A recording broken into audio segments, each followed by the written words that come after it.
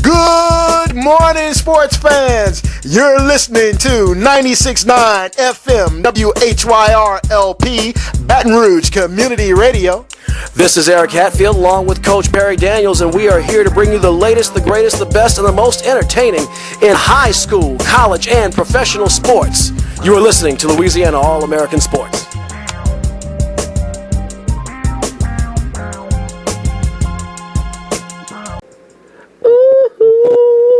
Ain't nobody dope as me. I'm just so fresh, so clean. And I am fresh and clean after that bath we're getting outside from the April showers here in December. I am very fresh and clean. Good morning. This is Eric Hatfield, and you are listening to 96.9 FM WHYR-LP Baton Rouge Community Radio, and this is the Louisiana All-American Sports Show. Right now, we'll start off at the top. 225-343-9927, area code 225-343-9927. We have a whole lot to discuss this morning. Of course, we have the Louisiana High School Athletic Association Championships for the select schools that all took place, taking place over this weekend, and we have the state semifinals for the non-select schools, the Class A, 2A, 3A, 4A, 5A, but it's more than just the boys. We also have the men, as we have the Southeastern Conference Championship game today. We had the Pac-12 Championship last night, and there's a whole lot going down in the National Football League. But first, we've been covering, let's start with the young men, because that's where it all starts in the world of sports. There'd be no pros, there'd be no college if it weren't for the kids in high school. And all year long, we've been giving you update after update after update about a school right here in Baton Rouge, the Southern Lab Kittens. The Kittens are just a remarkable story. Coach Nick Mitchell has pretty much built this squad from the ground up. He had a team that was made up almost entirely of freshmen in 2012, which of course they became sophomores in 2013 and are mostly juniors this year. And this team, literally starting from scratch, has evolved and evolved. They were in the state semifinals in 2013. Of course, this year they made it to the Division IV Select Championship game against Ouachita Christian, the Eagles. The Kittens fell yesterday 52-6, but they had a remarkable season, and we're going to talk about that at the top of the hour this morning on Louisiana All-American Sports. Again, 225-343-9927, 225-343-9927 to get in on the conversation.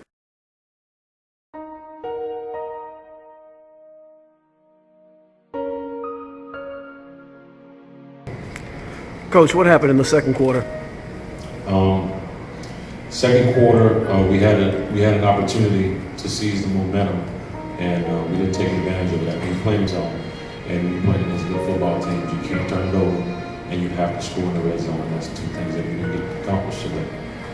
Just more thoughts on the season as a whole, getting back to this point, and knowing that a lot of the guys will be back next year, potentially making another run. What does this mean for the program? We just got to come back next season and work harder to get back to what we got to do. Work harder to get back to what we got to do. Do what we got to do. Do what we got to do. Do what we got to do. Do what we got to do.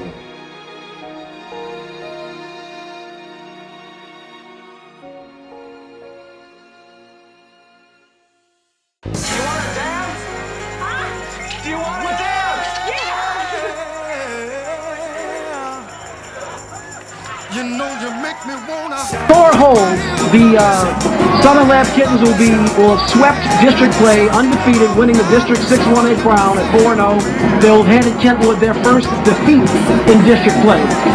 So here we go. They've earned that. This program has come so far in 1 year, and they have a very good chance to advance all the way to New Orleans in the Black playoffs. Warriors showing blitz. They do, in fact, go with a weak side blitz, and that makes no difference. There's the Prophet. He parked that C again. Veal, hands off. Prophet. Fire. Oh, he's got over the field. He's to the 50, 45-40, 35-30, 25-20, 15-10-5. Touchdown. The Prophet, the money man, Darby-on Prophet. A 70-yard gallop from coast to coast for a touchdown. No flags on the play, and Southern Lab extends their lead to 35-0. And that puts Prophet, boy, he's awfully close. He's got to be over 200 yards by now at the third period, as he has carried his team on to the second round of the playoffs. 2-point conversions, no good. That's inconsequential. as Southern Lab has put this one away. The fat lady is making her way down. Final score, the Southern Lab Kittens, 53. The St. Frederick Warriors, 0. You've been watching tonight. Is a very convincing victory. A very convincing victory for Nick Mitchell and his Southern Lab Kittens as they have finally exorcised the demons of last year's playoff loss to the St. Frederick Warriors. They will head on to the second round. How? Time here, but hey, I think they just got outplay it tonight. They did. I mean, they want to just take their faith. They actually punted the ball to the SU Kittens. Derek Page is waiting on the pass, and there he is, the spider. He come across midfield. He got a wall. There he is. Derek Page, there he is. Where he cuts the ball. Touchdown. No flags on the field. 3-yard punt return for a touchdown by Derek Pate. For the second week in a row, Derek Pate slams the door on a playoff opponent. And if you didn't know by now, you better recognize the Kittens are headed to the state semifinals for the second week in a row. And they're putting everybody on notice here in LHSAA Division IV football. Turn out the lights, the party's over. Clock is just ticking. Balls at the 34-yard line. That was a 14-yard gain by Peyton. They're really pushing more and more into Madison Prep Academy territory. Balls at the 34-yard line, 1st and 10.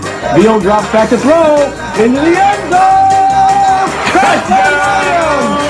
McWilliams. Cortland Williams hangs on to the ball, and Southern Lab has gone up by 2 possessions for the first time all game. The score, the Southern Lab Kittens 24, the Madison Prep Academy Chargers 12. 4-yard bomb from Bladrick Beal to Cortland Williams. Beal has just been tonight. He has put that ball where it needs to be, when it needs to be there, and now they're coming out to try to extend the lead even further. Is Ouachita Christian. The Southern Lab Kittens will play Ouachita Christian next week. Ouachita Christian was the team that the Kittens unseated in the state quarterfinals to advance to the semifinals, and they will face Ouachita Christian again in the Superdome next week at 10 a.m. And we will be bringing some coverage to you of that game on LouisianaAllAmericanSports.com. Yeah, boy. So, Joker... I've been holding on to these sweatshirt hoodies for 2 years now. I was waiting for the right moment to give them to you. Well, guess what? Now I'm going to give them to you because we're going to wear them together as a team in New Orleans.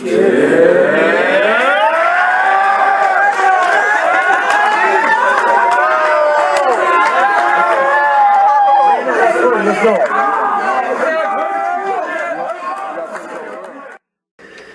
So that's a little music medley recapping the 2014 Southern Lab Kittens season. They finished as the Division IV LHSAA state runner-ups. Coach Nick Mitchell did a fantastic job. Area code 225-343-9927, 225-343-9927 to get in on the conversation. Yesterday's game was at 10 o'clock a.m. in the Superdome. Louisiana All-American Sports was on hand to cover. You could follow the game updates at LouisianaAllAmericanSports.com or via Twitter at LAAS. That's LAAS for Louisiana All-American Sports. It was just a tough battle. It's ironic because the Southern Lab Kittens play their home games, most of their home games in Baton Rouge, at Doug Williams Stadium. Doug Williams, who was the MVP of Super Bowl 22 and, of course, the first black quarterback to start in the Super Bowl, first black quarterback to win a Super Bowl. What happened? The Denver Broncos were favored, just like the Southern Lab Kittens were favored. They were the 5th seed. Ouachita Christian was the 6th. Southern Lab... had a close game there. Super Bowl 22, for those of us old enough to remember, was very close. In that second quarter, Doug Williams, for whom the stadium is named after, unloaded and put himself into the history books. Ironically, Ouachita Christian absolutely unloaded with 32 points in the second quarter, and 33 points in the second quarter, and blew Southern Lab out of the game, unfortunately. It was just one of those moments. Ouachita Christian was fantastic. Of course, Southern Lab rubbed them out last year in their own building, I think, and the coach even said they laminated that article and focused on it all year and couldn't wait to lick their chops to get a hold of Southern Lab. And their quarterback, Chance Clowers, was incredible. He was just throwing the ball like a dart. And they came ready, and they came what they got for. And congratulations to OCS. They did a great job, but big-time congrats to our Baton Rouge area Southern Lab Kittens. I have very, very, very little doubt, barring a slew of injuries or some kind of nuclear disaster, I think they're going to be back in New Orleans this year. Wow. Next year, rather. Good, man. Again, just to echo what you're saying, man, I want to commend Southern Lab and U-High as well for being. U-High came out on top. Southern Lab took a hard fall against a very well-coached Ouachita team. Yeah, we're going to talk about U-High momentarily. I've said it over and over and over again. In my opinion, the two brightest football coaching minds in the Baton Rouge metro area are ironically at the laboratory schools of the two universities, and that's U-High, which is LSU's lab school, and Southern Lab. Coach Chad Mahaffey at U-High and Coach Nick Mitchell, in my opinion, are the two brightest coaching minds in the Baton Rouge area, and let's hope we can hang on a long time to them before some university snatches them away. Yeah. But, we have a caller on the line, and so thank you for holding. You're on Louisiana All-American Sports. This is Eric Hatfield along with Professor Terrell Johnson. With whom am I speaking? Hey, you're speaking with the one and only. This is Sharon Piper, better known as Joker P, you know. All right. And, I'm sorry I couldn't make it in, but, it's all good. Duty calls, I mean, Obama needed help, so, that was probably the only way I was going to not show up, But, other than that, man, how y'all guys doing, man? Oh, we're doing fantastic, Joker, and we appreciate your dedication. Joker's actually taking a break on the JOB right now, but he's so dedicated to the show, he called in on his time off. Now, that's what I'm talking about. Wow. What's up, Joker? What's going on, Mr. Professor? I wish I could have been there, and everything to not to try to move forward, but you know what it is about the Jags and everything. And I got to give a big shout out to probably one of the most historic and best games I've ever seen in the Bayou Classic this year. And it was historic to me. And so but I give a big shout out. But that last play that they called was just. I think that was the sign of the game. It showed that Coach Odom really outcoached him at the end of the game was that last one with that timeout. He was ready for that play. But other than that, man, I want to also give a big ups to Coach Nick Mitchell. I know they come up a little bit short this year, but a very solid program. He got some guys coming back next year, and I think they'll be ready. And I echo what you were saying. I'm pretty sure they'll be back in the dome again. So, hey, man, big kudos to those guys. Hey, Joker, I'm in agreement with you. Look, you and I have both had a chance to see a lot of Southern Lab as they made their stretch run. Were there any observations that I don't know if you had a chance to follow the GameCast coverage or anything, but I mean, definitely I would like you to share with the audience some of your reflections on this team, on the Southern Lab Kittens team. The Southern Lab Kittens team with Davion Prophet, the coaching that they had, I think they went leaps and bounds from what I saw. Their quarterback, Veal, was very poised. I think he's a junior or he's a senior? Bladard Veal is a junior, and he will be back next year. He'll be back next year, so I think they're going to even be even better. I think this is going to be something that they can learn from. They don't have to hold their heads down no matter what the score, the outcome of the game. And I did kind of follow the game a little bit on the GameCast yesterday, and it was kind of close at first, and then it just kind of snowballed on them in that second quarter, I think it was, before halftime. And but hey, there's nothing to hold their heads on. I see a lot of growth, and I think next year they're gonna every year seem to take another step, and this was just another step. So I think next year is really a year that they can be able to they'll have the experience, and I think they'll be right back in the dome again, no doubt. Yeah, they're going to be even more hungry. That's absolutely right, Joker. I mean, look, they got some hardware to go home with this year. Now, a runner-up trophy isn't quite as sweet as the big prize, but this is still, it's a step. It's a big step forward. I got a picture of Javon Ferguson with a big old, I know he didn't want to smile too much, but he had to smile a little bit holding that trophy in his hand, and we're going to post that to LouisianaAllAmericanSports.com when we get a chance. But this team is going places, and most of those kids are coming back.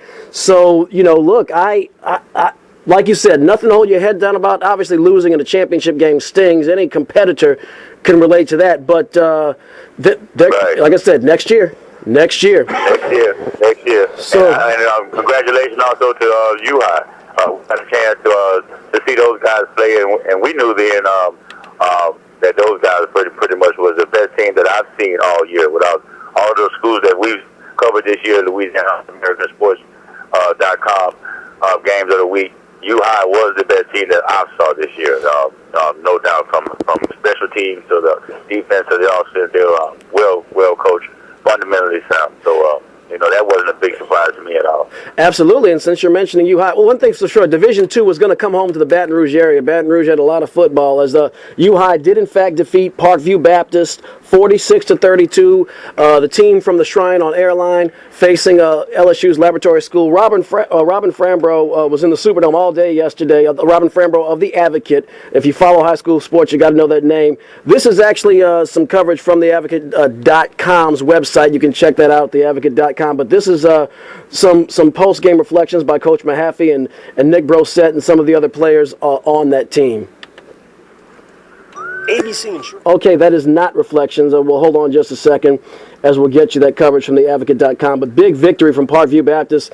That's a team. They came up a little short last year, got smashed last year actually by that juggernaut Curtis. But hey, they came up, they took home some hardware. Here we go.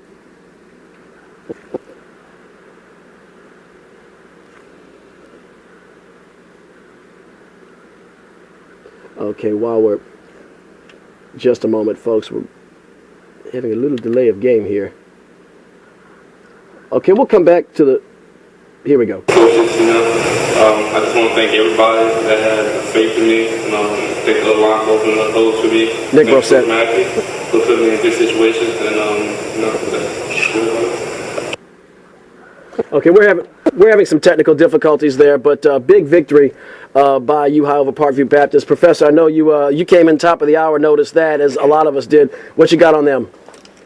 Well, I'm sitting here. I'm looking at the front page of the Advocate. There's a Division II state champion, University High, 46-32 over Parkview Baptist, and you just used the analogy from the Shrine on Airline. That was quite witty, as I thought. But it's not original. I can't take credit. But man, I'm just impressed overall with U-High. Man, Wes Miles' son is there. I'm very interested to see what's going to come of his next move. Wes Miles' son, I'm not sure if he's a junior or a senior there, a quarterback, but I know he gets a lot of playing time. But as Joker said earlier, just to kind of echo what he said, that U-High has been one of the top schools in their division in this area for a while, and bar none, I think that they have probably been the best Division II team that I've seen this year. I agree. Yes, sir. No, we got a little bit of coverage of University High School on Louisiana All-American Sports.com. We covered the Port Allen game, and I think we have McKinley. No, I'm sorry, that was a different game. But we've seen a lot of them on Louisiana All-American Sports, and they are just so put together. The Chad Mahaffey is like a chess player. Wouldn't you agree, Joker? Oh, yeah, most definitely. That guy is very, fundamentally sound. And Nick Bro said it was like, they'll bring him in the game and he may play 1 or 2 quarters, and he's so dynamic till they usually have the lead where they can take him out, and they got guys that come behind him, and they have depth. And that's the most profound thing that I've seen with them. They have a lot of depth, and they just fundamentally sound. Just up and down from the special team, their kicker and just everything. Just a juggernaut, pretty much. Yeah, and I'll tell you what, this is an outstanding year for U-High. I mean, the Cubs finished 13-0 overall. You did mention the depth, and we observed that they fell down 14-0 to Parkview Baptist, which has also been around the block. Right. But Nick Brosette, they didn't go to that depth this time. They took their horse and rode it 272 yards on 37 carries and 3 touchdowns, and that young man will be at LSU next year. Holy moly, with he and Leonard Fournette in the backfield, that's going to be a woo! But they did what they had to do, and this was U-High's first football state championship since 1988. So, big time congratulations to the U-High Cubs, and I'm sure we'll see a little bit of them next year on Louisiana All-American Sports.com. Also in championship action, Division III, Catholic of New Iberia lost to Calvary Baptist 27-24. Those folks definitely came a long way and were charged up for that game. That was a battle there. And in Division I, the big boys, Jesuit High School out of New Orleans, for the first time, I'm going to think in 18 years, 19 years, John Curtis, the John Curtis Patriots are not walking home with the hardware, as the Jesuit Blue Jays won the Division I championship. I'm sure some of you prep football aficionados can call in, but I think the Jesuits the first team from the city of New Orleans to win the top tier championship, this case being Division I or 5A, in, I don't know, probably in my lifetime, and I'm in my late 30s. Somebody could probably chime in on that, 225-343-9927. But big win by the Jesuit Blue Jays over John Curtis, bringing Ding Dong, the Wicked Witch is Dead from the West Bank of New Orleans. Still quite a program there at John Curtis, to say the least. Also, we had action leading up to the non-select championships in Class 1A. Mangum defeated Kentwood 42-27. Great run by the Kentwood Kangaroos in District 6-1A. We covered them as they played Southern Lab late this year. And West St. John, the Rams, and I always forget the coach's name. I believe it's Coach Robert Valdez. He's a friend of the show. Great coach, smart guy, but their run came to an end last night, 26-13 at the hands of Haynesville. So those two teams, Mangum and Haynesville, number 1 and number 2 respectively, will be facing each other next week at the Mercedes-Benz Superdome for the Class A championship. In Class 2A, Manny put a whooping on Northeast. Northeast has come a long way rebuilding that program in a short time, but their run came to an end. Kinder, the number 2 seed, defeated Sterlington out of the Monroe area in the semifinals. So Manny, number 1, and Kinder, number 2, will also meet next week in the 2A championship at the Mercedes-Benz Superdome, 8 o'clock next Friday. Last night, Livonia out of Point Capee Parish, they're the defending state champions in 3A, and they moseyed on by beating cross parish rival, or I should say nearby rival West Feliciana. Those two parishes, Point Capee and West Feliciana, are adjacent to one another, and they put a hurting on them. Not a hurting, but it was 23-15, so number 1 Livonia will face number 3 Amite, which has been in the 3A playoffs over and over and over and over and over and over again. Always there. Yeah, always there. and they beat Northwestern 27-13, so number 1 Livonia against number 3 Amite in the Superdome next Saturday at 12 noon. In 4A, Warren Easton, my younger brother's actually an alumni of Warren Easton. They were on television last night. They were beating Plaquemine to a pulp. They were up 27-7 at one point, and that excellent quarterback, his last name it's a hyphenated name, something Smith, number 1. I can't remember his name, but he's something else. And he ran into the end zone for what appeared to be a back-breaking touchdown, but it was waved off by a penalty, and then Plaquemine roared back in the second half. The final score was 43-36, but Warren Easton eliminated the Plaquemine Green Devils from West Baton Rouge Parish. That's another school that's always there, always there, always there. Great year for the Green Devils, but their run comes to an end. Neville chopped up little pieces of Franklinton and will advance to play Warren Easton in the Superdome. That final was 32-8. This is going to be I think it's going to be an excellent competitive game. Warren Easton has got some athletes, the Eagles, and they will face Neville. So that's another opportunity for a New Orleans team to win a major state championship. And actually, I was wrong. Perry Walker, or Walker Landry, whatever they're called now, they did win a championship last year, but New Orleans had been out of that picture for a long time. So that was Class 4A. And finally, in the class of classes in the non-select area, Class 5A, we're having a little trouble loading up here, so I'll come back to that little scores in just a moment. Professor, you got the 5A score on there? That was, 5A scores, I should say. There were 2 semifinals. And here we go. Got it right here. West Monroe, another we see in the finals every year, fell to Destrehan, which is a New Orleans area school, I believe they're in St. Charles Parish, 27-22, so kind of a minor upset, although West Monroe was the 9th seed. And Zachary, again, with their fine quarterback, Lindsey Scott, he's got to be all-state, but they fell to Acadiana 9-3. That must have been a defensive slugfest. Very shocking game, Eric. That was a very shocking score. I was very surprised that Lindsey wasn't able to pull that one out. Yeah, me too. Which tells me Acadiana must have some monsters on defense. I don't have any updates. I don't know if Lindsey maybe got hurt early, rolled an ankle, but that stunned me that the total number of points scored in that game was 12. But Destrehan will face Acadiana for the 5A championship at 7 o'clock next Saturday in the Mercedes-Benz Superdome. So, Professor, before we go from the boys to the young men, did you want to chip in or chime in on any of the high school action? Well, basically, Eric, I just wanted to say that a lot of the schools that you named, as I was listening to you go through the scores, Destrehan, Kinder, West Monroe, all these schools are traditionally strong programs that are normally always there. And you also mentioned Walker Landry. I was kind of surprised that they're coming out of 4A. Did you say that they were? They were defeated. I want to say they're 5A. Whichever classification they're in, they're defending champs. I believe they're 5A. And obviously we're more Baton Rouge centric here, so I'm not positive. But they lost in the quarterfinal round actually, and they were actually beaten kind of handily. I forget which opponent beat them. I was a little surprised though, but they fell. They fell in the quarterfinal round. Okay. So we're going to take a very short intermission, and on the other side, we've talked about the boys. We're going to talk. Joker, did you want to weigh in before we go to the college kids? Oh no, I'm ready. I'm ready to get to the big boys. So All righty. Let's do it. 225-343-9927, area code 225-343-9927. We'll be back in about 60 seconds. We're just going to take a really short break and get ready to bring you some of the men. And, of course, there's some championship action affecting the Baton Rouge area today as the school on the bluff, as Joker alluded to, was victorious in the Bayou Classic last Saturday. And, of course, we'll advance to the SWAC Championship to take on Alcorn State University, that juggernaut out of the Southwestern Athletic Conference Eastern Division. You're listening to Louisiana All-American Sports on 96.9 FM WHYR-LP, Baton Rouge Community Radio.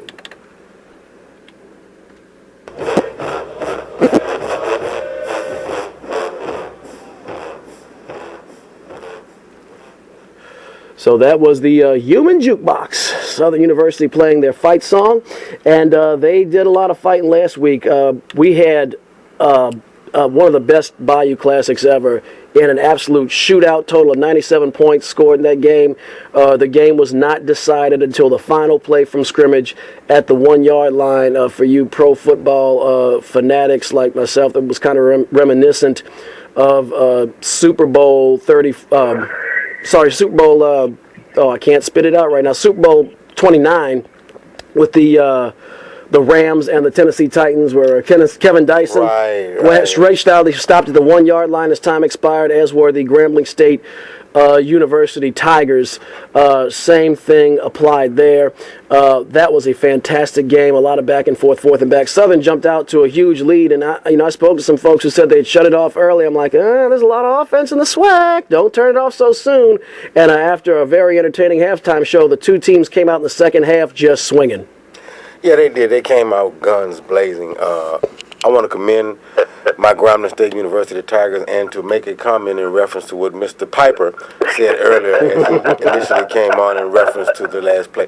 One of my fraternity brothers spoke to Coach Fobbs. Fobbs is actually a former running back of Grambling State University, and my fraternity brother, Mr. Philip Payne, also played defensive line. So he said that he spoke to Mr. Fobbs shortly on Bourbon Street out and said, man, what were you thinking when you called that last play? You hadn't been able to run your team and only mustered up probably about 50 yards on the ground all game. He said, Coach, the team came to him and said, look, we came back down from 21.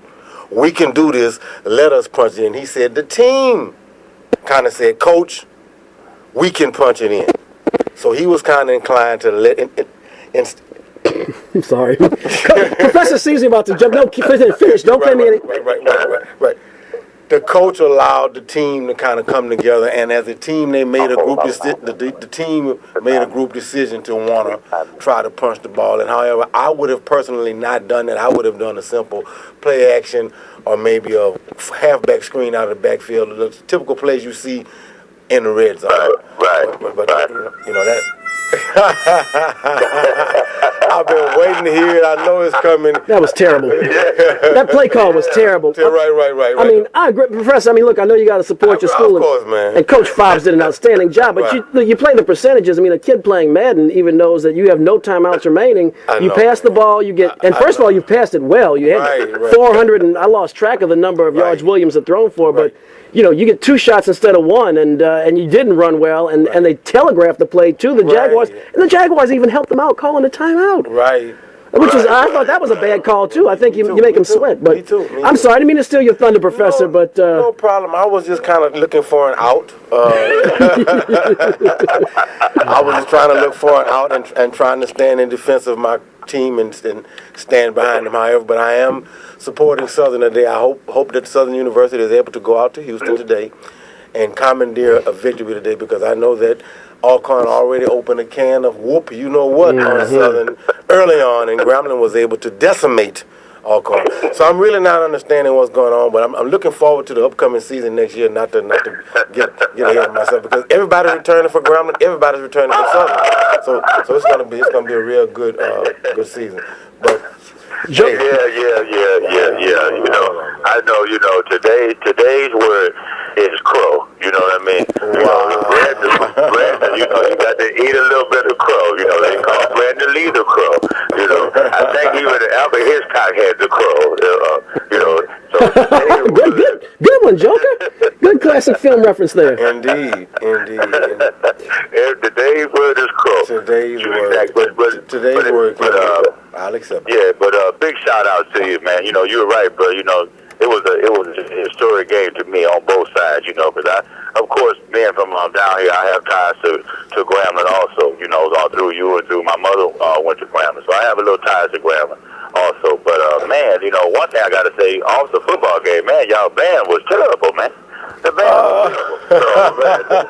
The Southern just completely just blew y'all all the way out, man. Human Jukebox was on time. I understand we won the battle of the bands from those individuals that participated in that event Friday. I heard we won. They were worn out from Friday, Professor. I thought the band was. I thought in what I saw on television, Grambling's band was good. The Human Jukebox was off the hook. Now I didn't see the battle of the bands, but I mean, I can't say they were terrible. They're pretty good. I love the handshake between the two drum majors. They were like, hey, get out of my face, like two boxers tapping gloves before a championship fight. I thought that was awesome. I think Joker may be alluding to the halftime fiasco where they exacerbated things with the box and the proposal and all. What was all that bull jive, man? I mean, really?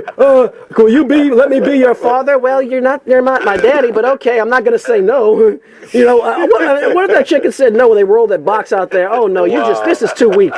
This is how you proposed to me? You probably didn't even pay for the ring. Right. It was kind of cool. I mean, look, they'll have a story to tell forever. Right, it was different. He came disappointed with me on that one. I mean, it was, man, I'm not gonna say it was too much over the top, but it was great time on his part, national TV.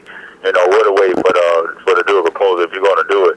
But on the inside of y'all guys exactly right. That's exactly what I looked at as. They was able to come back, man, and just be able to get that close and get all the way down. What better way can you end the game? But it was just a fourth down call, and for your coach to let the players dictate that last call, that shows coaching right there. That's what your coach is for. Yeah. He's supposed to be the one to say, hey, right. No, we've been doing this. We're going to stay in the spread offense. He has been running the ball. The quarterback, Williams had got him all the way down there. So to do that last play, Southern to actually call a timeout to give you guys another chance to be able to make sure this is the play right here, and not to do that and to try to do a quarterback sneak right up the middle was just, they blew it, on that one. But at the end of the day, it was just a phenomenal game, and I enjoyed it, man. I really did, So, kudos to both of the programs. It was historic, to say the least. So, that's pretty much it, man. Now we're gonna see what they're gonna do. Now we got another revenge game. Yeah. This today. Yeah. With Alcorn State, and I'm gonna predict now that I think Southern is on a roll, and that running back they got is dynamic. I think they're rolling and everything, man. And so I think we got a revenge game. It's on a neutral field, and I think that Southern is going to prevail today. Leonard Tillery. Yeah, I agree. Leonard Tillery was very impressive. Before we go to the SWAC Championship, which we're going to in just like 10 seconds, and if you're trying to get through to us at 343-9927, area code 225-343-9927, keep trying, keep calling in. Well, the lines are open. It's just there's a lot of hot conversation today. But give us a call if you want to talk about any of the stuff on our agenda today. But a couple of reflections. Stats usually are a little stale on the radio, but these are just eye-popping. A total of 48 first downs between both teams, 995 yards of total offense, just under 1,000. Passing yardage, Grambling, 450 yards in the air. Southern had a balanced attack with 258 rushing, and I think this is the difference in the ball game because teams that can control the ground control the game. Grambling only 61 yards, and all but about 55 of those came on the final drive. Only about 50 of them came on the last drive. Southern, 226 yards on the ground. Leonard Tillery, 27 carries, 168 yards, 2 touchdowns. I think that was the difference in this close game. Penalties. We talk about this every week about how penalties will kill you, and that also killed Grambling. 12 penalties, Southern only with 2. And not a whole lot of turnovers. Grambling did turn it over twice, Southern just once, but when you have 97 points scored, it kind of tends to hedge one another out. Time of possession. Grambling, 30 minutes and 32 seconds. Southern, 29 minutes and 28 seconds. It was just that kind of a ball game. And so with all that offense and all those yards, the SWAC championship game today in Houston, Texas, which will start at 3 o'clock on ESPNU or on Watch the ESPN app on your computer or on your wireless phone, starts at 3 o'clock. Look, this is another game that's going to have Alcorn State's game is offense, offense, offense. They light the scoreboard up. This is a team that scored this year from start to finish 55 points, 20 points in a loss to Southern Miss in FBS school, 52 points, 56 points over Southern. They beat them by 40 points, 56-16. So Southern did have, I believe, 8 players that had some of those data, APR, documentation, eligibility issues. So it could be a different story today. But nonetheless, Southern was crushed earlier this year. Alabama State, they beat them with 33 points, 21 points against Grambling. Grambling actually did hold them down. That was their own, that was one of their 2 losses in conference play. 40 points against Texas Southern, 77 points against Prairie View, 41 points against Alabama A&M, 56 points against Arkansas Pine Bluff, and they lost score in a 34-31 matchup with Jackson State. This is a school that can put up a lot of yards and can light up the scoreboard. In contrast, Southern can score when they need to. They've fallen behind early in almost every game this year, but they've also come back. And you look at Southern's score line, okay, 6 points against University Lafayette. That was completely, that was against a mid-major school. But they put up 56 against Central Methodist. Another FBS school, Northwestern, they scored 27. Unfortunately, they gave up 51. Prairie View, 34 points. Alcorn State, again, they only scored 16, but then Pine Bluff, 51. Alabama A&M, 35. Jackson State, 42. Alabama State, 28. Texas Southern, 30. Mississippi Valley State, 44. And they put up 52 against Grambling State University, which was a school that had a good enough defense to bottle up and defeat Alcorn State. So this is a game, on paper it's hard to see. I think Southern's the more physical football team. I just think that Alcorn, we talked about last week about how Southern was really good at what they did and kind of had more experience winning in the SWAC, which is why I think Joker and I picked them over Grambling. I'm going to go with Alcorn State in this game for the very same reason. I think that that Alcorn State, the Braves, simply have a lot of experience doing their thing and putting up points and staying in front of their opponent, which is why I think they're going to come out ahead of Southern today, although I think it's going to be a competitive matchup. You're right, man. Alcorn's quarterback is a virtual surgeon. He has a scalpel in his hand. This guy has a rifle rocket arm. Kind of reminds me of some of these big arm quarterbacks that have come out of NCAA and whatnot. But I'm gonna take Alcorn because I'm outright hating at this very moment. Right now, I'm just outright hating at this. Emotionally, I'm hating. I'm gonna take Alcorn, but literally, I think Southern may squeak out a close win. But one side of me, that the hating side, is taking Alcorn. But literally, if I had to bet on the game, I would take Southern. That's interesting. And I'll tell you, I think that reflects how close it is. I think Joker's leading with his heart a little bit. Professor, I think, is, like you said, kind of using the analytics. I don't have a big dog in the hunt. I've lived in Baton Rouge for almost 20 years, so I'm kind of slightly towards Southern, but just want to see. You're kind of trying to be analytical, trying not to take it off the blue and gold shade, so to speak. Look, the last game, John Gibbs Jr. was extremely efficient, but didn't really have to bust out that much of a whooping stick to put the hurting on Southern. He completed 67% of his passes, 224 yards, did John Gibbs Jr. On the other hand, Austin Howard is a very efficient game manager himself. He just wasn't that efficient in the last game. And while Southern won the turnover battle, they did not control the ground as they were capable of. Alcorn State ran the ball effectively. Anthony Williams and Darian Ragsdale of the Alcorn State Braves put up a big part of a total 410 rushing yard performance. Southern could not control the ground, and hence they lost the game. So that's going to be really, it's, I don't know. The thing is, go ahead, Joker. Yeah, go ahead. I think that, the numbers and everything from what all you guys said and everything and the points that they put up and everything, the offense that they have, all the numbers say that they should win. And they beat Southern already by a significant margin earlier throughout the year. So the numbers say that they will win. But I think that Southern defense was, even though they ground put up a lot of points, they did get a lot of pressure. I think their front seven did. I just think that Grounders quarterback Williams was so dynamic too. Sometimes at the end of the game, he was able to break containment a little bit. So that's the only thing kind of give me a little bit of concern is the Southern defense.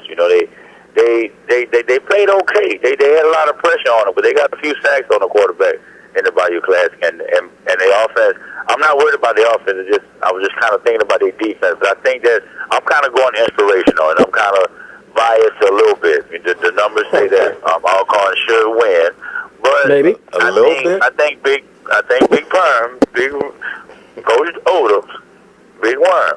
I think that they're going to pull it out. I think that Alcorn has maybe come in a little bit overconfident. Southern has the momentum, and I like momentum. I kind of go with momentum a lot, and that's why I picked the other game. Look, guys, I'm going to have to get out of here.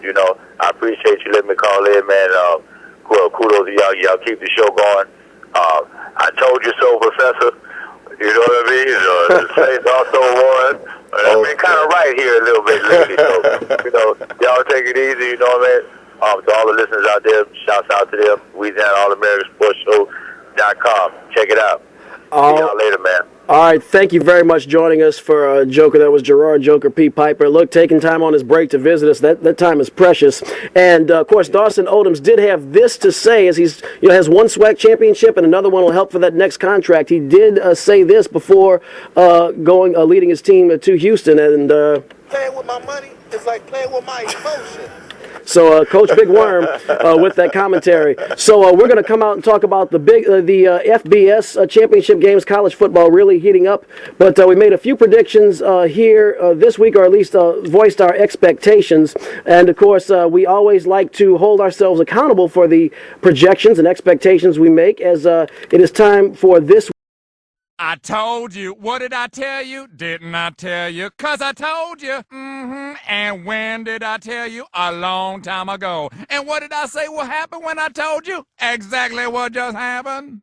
And I think the momentum that Southern has with the win streak that they have, they came into their own. They know how they want to play now, and I think that they're gonna rise to the occasion today. Yeah! So they're not going to let those kids play with his money, and I think they're going to be ready to play. I think you're going to expect, Leonard Tillery and Willie Quinn and the crew. I think they're going to be poised to have a big game today. Yeah! Exactly, and that's what I was exactly going to say. I think LSU and I think Mississippi State has really primed Alabama. They was able to overcome that and able to play their game and win both of those games, and I thought that was actually the test. And it kind of galvanized them a little bit, so they're playing at their top level right now, Alabama. Yeah, I like Alabama myself. And I assume you're going with Alabama? Alabama all day. All Roll right. Tide. Ironically, after they came to LSU and lost in a very tight game, the wheels seemed to come off.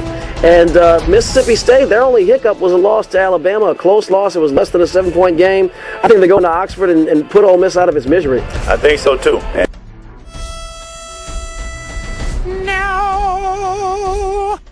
Playing each other. One, the ACC, Georgia Tech's already in the ACC championship, should be in the ACC championship game, I believe. I got to double check that. They'll be playing Florida State.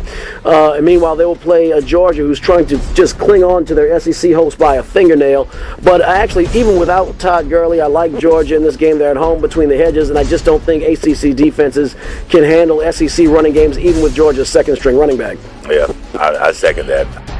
I think Georgia, actually, to me, they started out real well. They was ranked real high because people had a lot of expectations of them and of that team. But to me, they underachieved this year. Of course, I was right on every pick last week. You were I batted did pretty 1,000. good Yep. last week. I batted 1,000. But this week, I'm going to go against the grain. I think that the Saints go on the road. I think they have a lot to prove, but I think they rebound. I think the Pittsburgh Steelers are not as good as people say they are.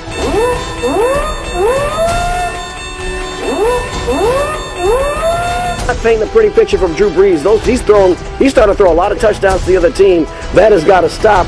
And until it does, I can't pick the Saints on the road in Hatfield. I think not only are they going to lose to the Steelers, they're going to get curb stomped by the Pittsburgh Steelers. But I hope look, I'd love to be wrong, man. I'll gladly take buzzers and wah-wah-wahs and trombones and water getting splashed at me. I'd be happy to see the Saints win. I hope you're right. You were wrong.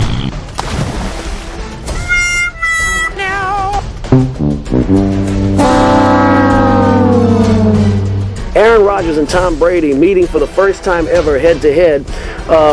New England and Green Bay. The game is being played at Lambeau Field. This is a tough one because often with two good matchups, I tend to defer to the home team. I'm going to hold my nose and hold it tight and actually pick the New England Patriots to win this game. I'm sure to the chagrin of Professor Johnson. New England has the better defense. They have Terrell Reeves, Brandon Brown has been stepping up. These guys have been stepping up. Who am I picking? Professor, I'm going with the Green Bay Packers. Another home team. And the Chiefs' secondary is just so quick and tight. I actually like Kansas. First of all, I'm a fan of Manning and the Broncos, and I'm a believer in them in general, but I actually like KC in this game this week. I like KC too. I like the Chiefs too. I'm starting to see a little bit of chinks in the armor of Denver. Well, he may have seen some chinks in the armor of the Broncos, but Peyton Manning, as he always does, tends to shut up his critics. I should have known better. But today it is Championship Saturday in the NCAA.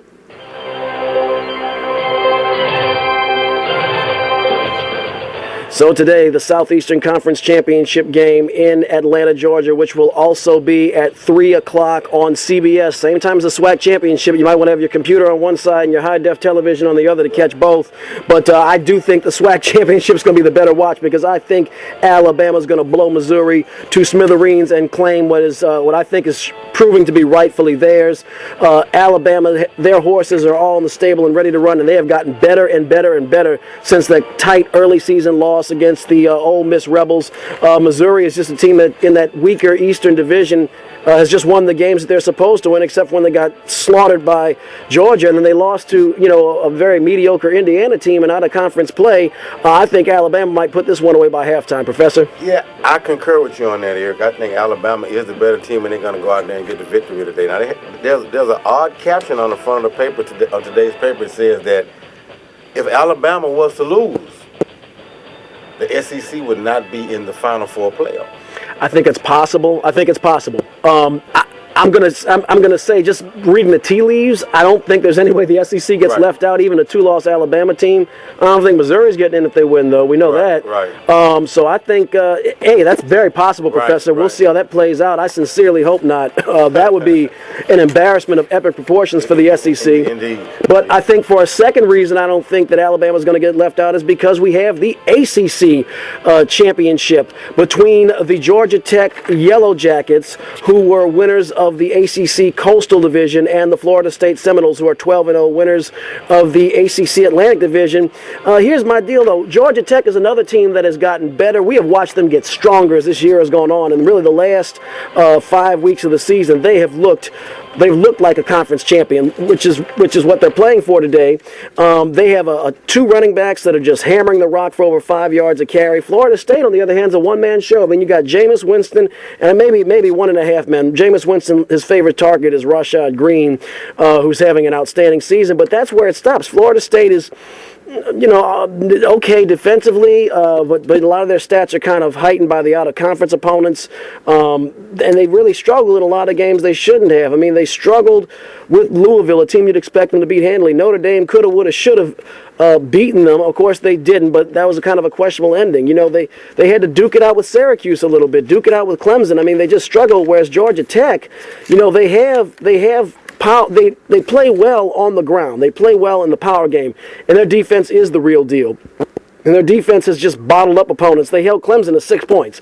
You know, they defeated Georgia on their own territory, albeit a Todd Gurley-less Georgia team. I'm just going a little bit off gut instinct. I think this is where Florida State finally meets its Waterloo. Whew, Eric, that's going to be a tough one. I'm going to have to stay with Florida State. I just think that Florida State has come behind in several games this year. They're battle-tested. I mean, hey, you got Winston in your corner. I'm just going to stick with Florida State. Well, you're not going to be the only one. I'm sure I haven't looked at the odds. I'm almost positive that they're favored. I guess it's a gut instinct, and that's why they play the games, as Chris Berman of ESPN would say.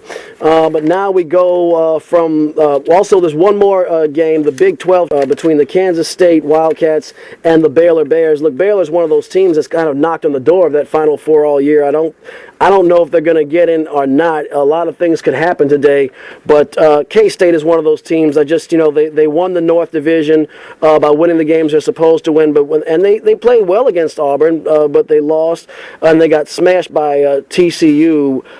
This is a team that is well coached, and they win the games they should win. I just don't see anything dynamic, whereas Bryce Petty, the quarterback for Baylor, has just been a surge in the last 2 years, and I expect that to continue. Baylor's another team that can put up some points. I'll just run down the points for 45-70, 63-49, 28-61, 27 in the loss to West Virginia, 60, 48, 49, 48. This is a team that rarely scores less than 50. I think they're going to declaw and slaughter the Wildcats today.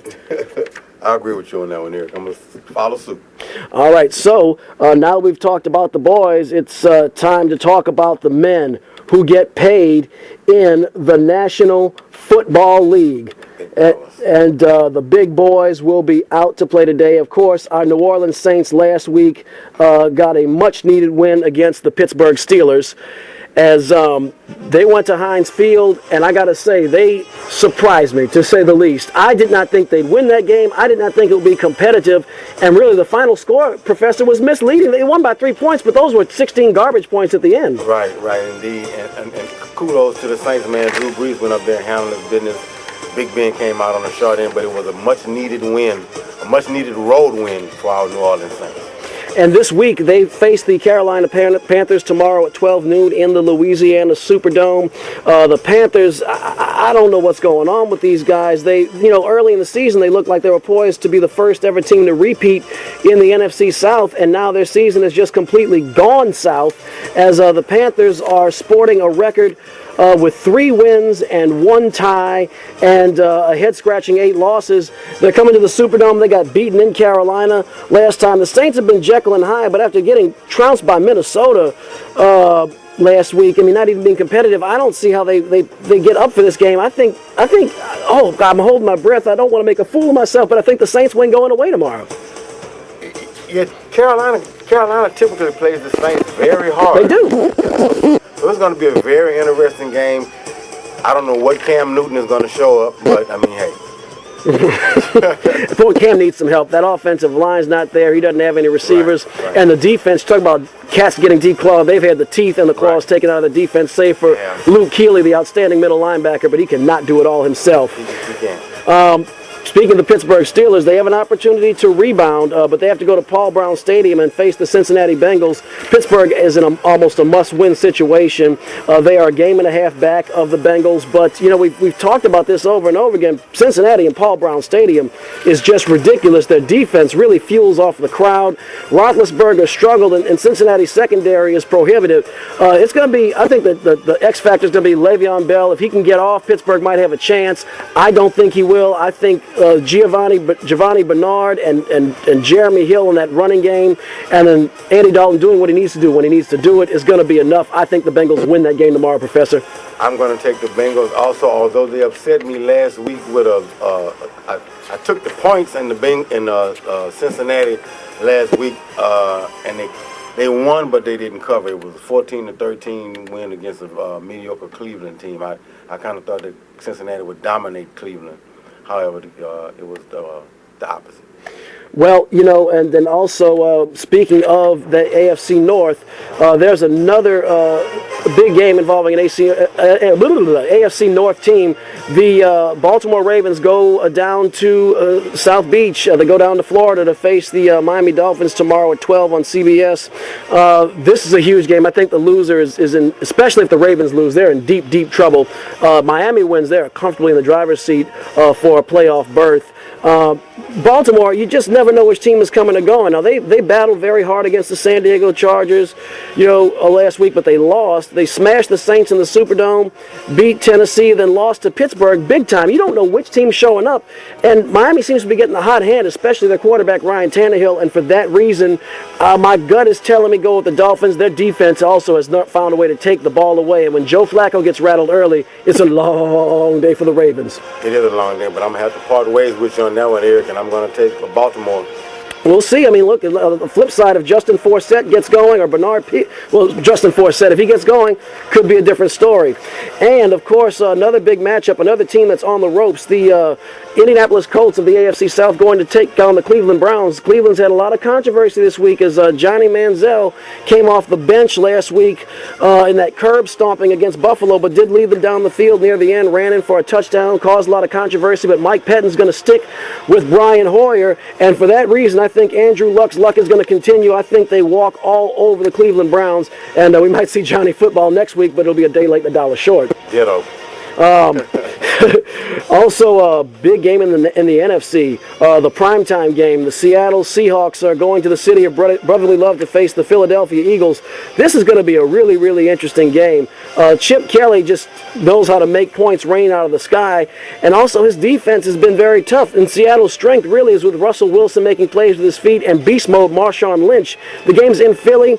And that's the slight edge I think is going to go to the Eagles. I think they'll be able to outlast the Seattle Seahawks. On the other hand, this could be a statement game. If Seattle plays convincingly and can bottle up that potent offense, maybe the Seahawks are back, but I'm going with Philadelphia. I'm going to stay with the Seahawks and the scenario you just explained. This is a turning the corner game for the Seahawks.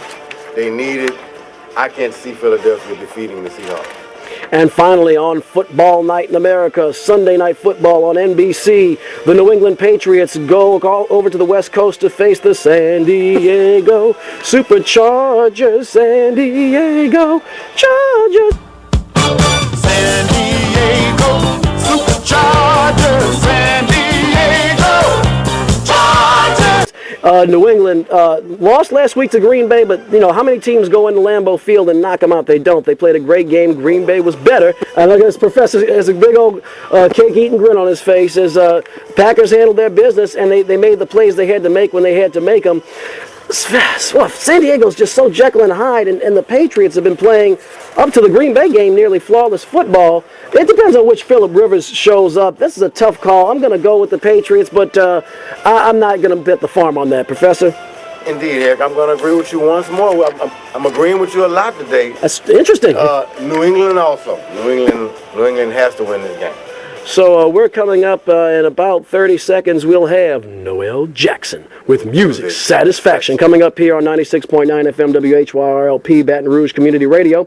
But we've come to the end of our journey. Professor, any parting shots in the last half minute? Just a happy belated birthday to Gerald and Gerard Piper, the twins, Joker P and his twin brother.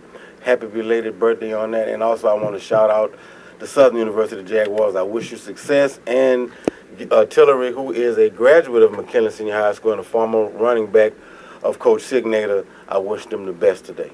And as we often say, playing with my money is like playing with my emotions. Have a good afternoon. Peace. Go Jags. Have a good afternoon. Go Jags. Go Jaguars. Hail to the king and lots of love.